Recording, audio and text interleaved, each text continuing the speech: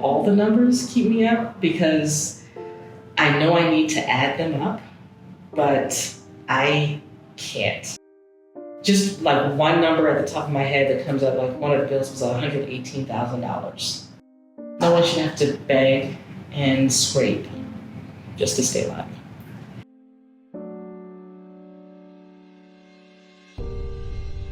I went in for my annual physical. Everything seemed to be going like normal, and then they sent me for my mammogram. I was looking forward to spending this time with my kids, and I get a phone call, and I knew it was the test results that I was waiting for, and I tried to put my mind at ease, but the doctor didn't beat around the bush. He said, I know this isn't what we hoped for, but it's cancer. And words just kind of hung there in the air and then like hit me like a ton of bricks.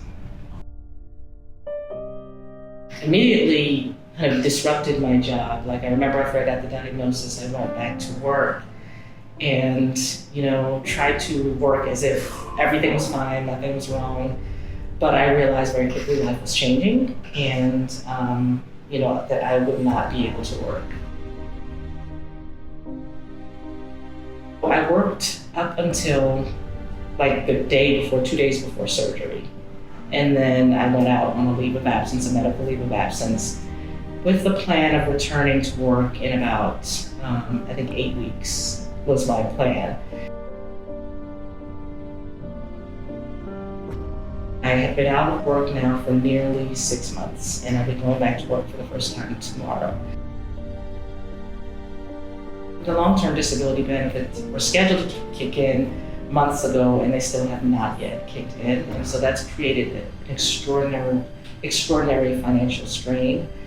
And so, I've had to dip into savings and try to think creatively and cut back on necessities. And it's become a thing of do I pay my electric bill, or do I pay my rent, or do I pay my car insurance? Trying to figure out what's got to give, because there's only so much money left, and I've pretty much at this point exhausted all of my financial resources in order to be able to stay home and focus on my healing.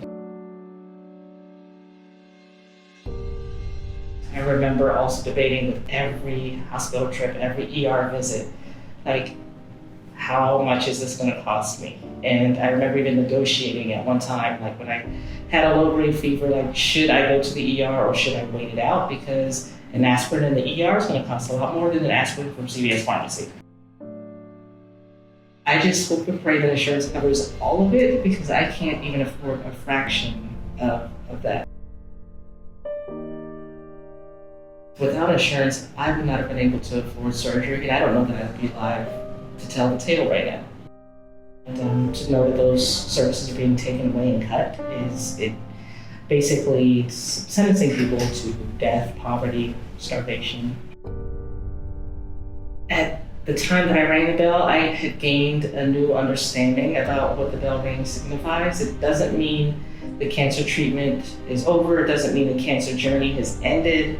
It just signifies a celebration of this phase of my journey. And I've finished this phase. I've completed and won this battle. And now I'm gearing up for the next battle. Those who have, those with money, those with access, they get to ring the bell. And those who are the have-nots, without the access, those who are marginalized, who may not have the privilege, often don't get to ring the bell.